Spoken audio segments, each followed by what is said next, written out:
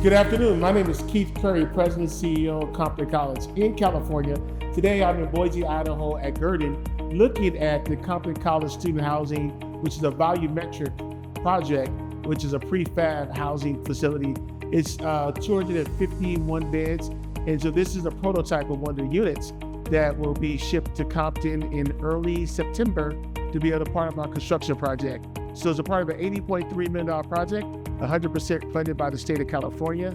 It'll be the first student housing project housed at a student housing project on a community college campus in Los Angeles County, but it's also the first volumetric project for student housing in the state of California. So I'm really excited about this project. I'm really excited about the facility. Let me show it to you. So this is the studio unit, really nice. Also has a fridge. Then you have the kitchenette. And then the best part about it, you have the bathroom. And you have the waters. And you have a shower facility.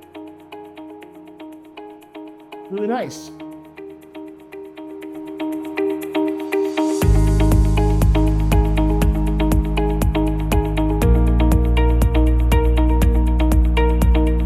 Compton College is one of the first community colleges that has been looking at basic needs, but also housing. And it all goes back to our data from a couple of years ago. We had about 21% of our students who were homeless.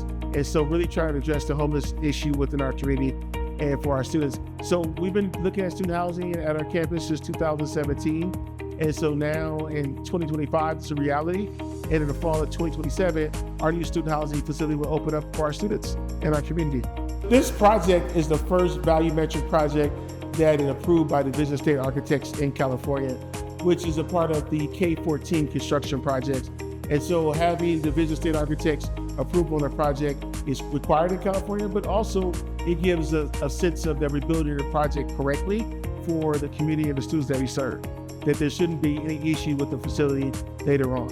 And so DSA and the Division of State Architects and their requirements, if their requirements are important for us, but also I think it's good for quality assurance for all projects.